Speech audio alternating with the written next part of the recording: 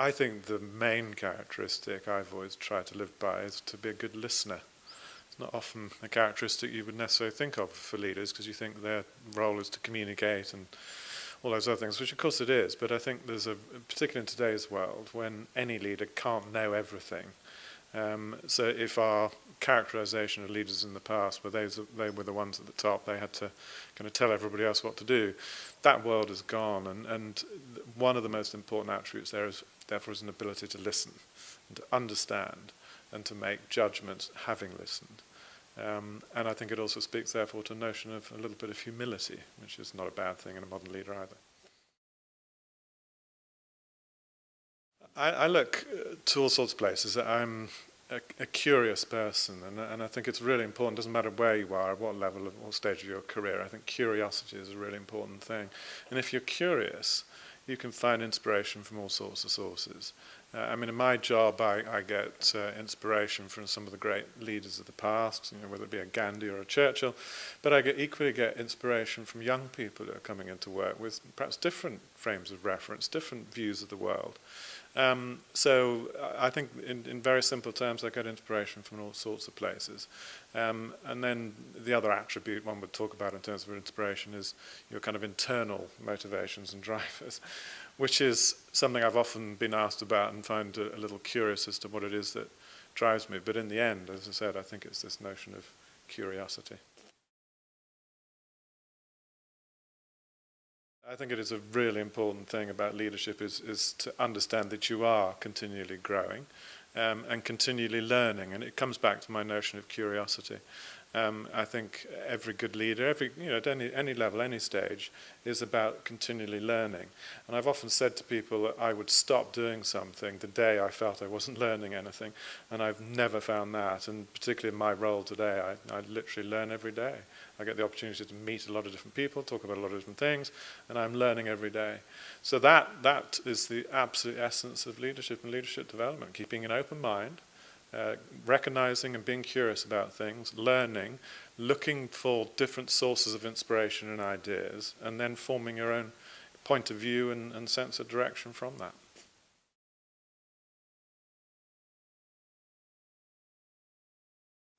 I think there have probably been 2 or 3 moments in my career where I've had a sort of flash of light.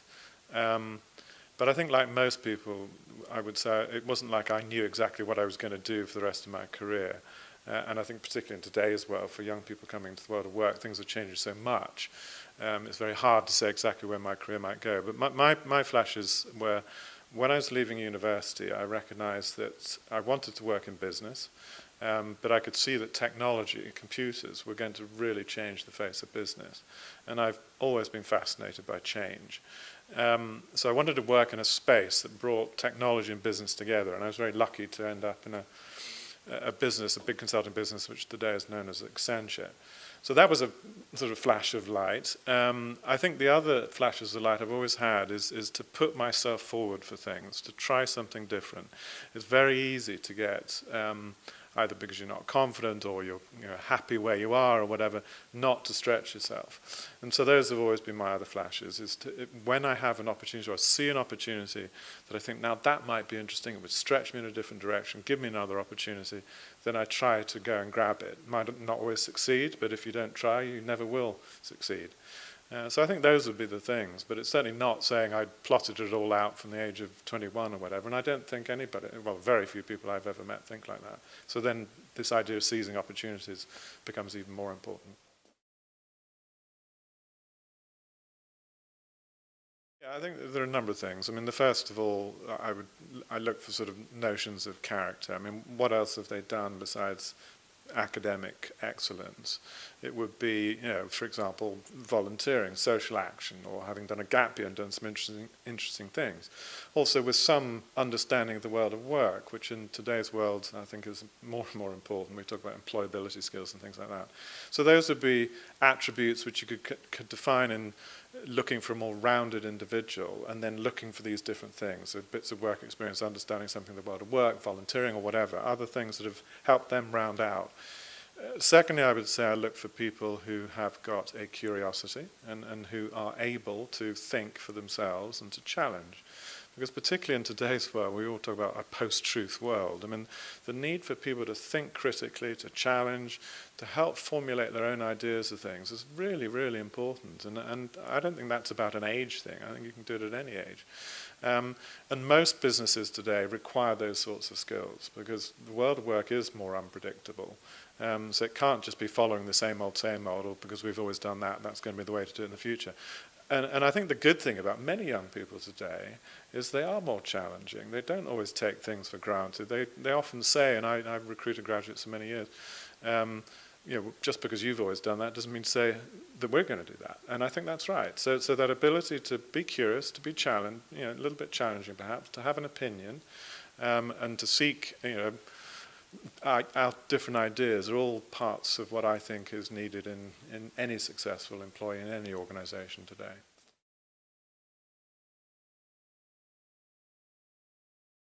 I would say, don't be afraid. I mean, I think when you're young and it's all a bit uncertain and you're learning and you assume everybody who's more senior than you must be way wiser and all the rest of it. And I'm not sort of preaching an idea that we should challenge everybody. Yeah, of course we have to understand there are things that, certain rules and constraints to what we do. But I think don't be afraid. Don't be afraid that your ideas, even if they're different or because you're younger or something, don't have validity. So then which is related to what I've been saying, but then the ability to communicate that becomes really essential as well. And that's something I learned and wasn't always very good at when I started in the world of work. And yet it becomes more and more important as you go through your career. Your ability not only to think different thoughts or whatever, bring together different ideas, but to be able to communicate them effectively and to influence others. And those are very, very key skills, which I wish I had more of when I was young, but it may be just a feature of gaining experience and confidence as you go.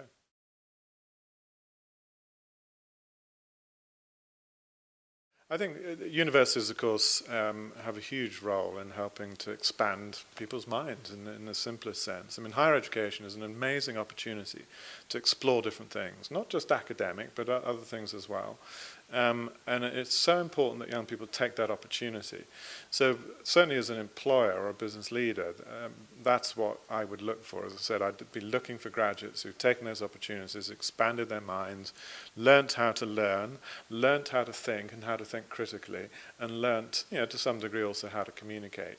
I think places like the University of West of England provide some of those opportunities because they also provide that connection into the real world of work. It's one of the great virtues, I think, of what we now refer to as the 92 group, the old polytechnics, is that connection with the world of work, which is very strong. And in today's world, is something that businesses, I think, are more and more concerned about.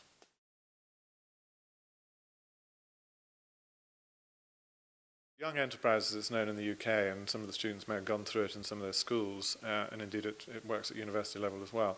It is a program that gives opportunities to young people to set up projects, little businesses, things like that, learn business and entrepreneurial skills.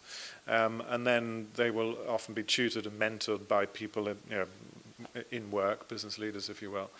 And then the really exciting part is when they all come together and they compete against each other. So you have these marvelous award ceremonies where some of the most inspiring things I've seen, young people standing up on stage and talking about little businesses that they've created and how they've grown those little businesses and the sort of passion and the ideas that sit behind it. And most importantly, the learnings that they've taken from it. So that's what Young Enterprise is all about. So I got involved with their board about 5 or 6 years ago and helped to shape some of the strategy, promote some of these ideas.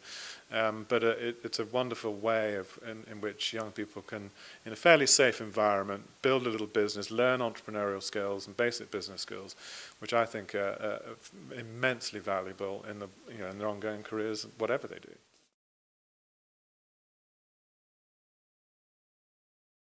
The context of work and the political world and so forth is more and more uncertain. So if we weren't paying attention to how we look after our people and get the most out of them, then we need to pay more attention to it now.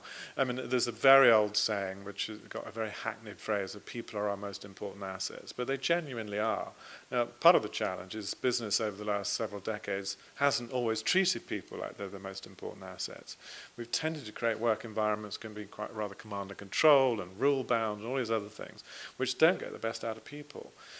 So in a world where there is more uncertainty, we need to be able to create so-called high-performing organizations where everybody can contribute, because we can't all determine it from the top because we don't know everything.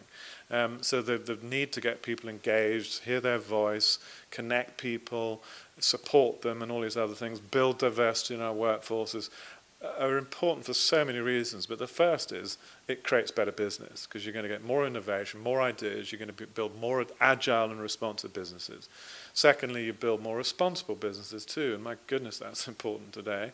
We're going to rebuild trust in many of our institutions and businesses.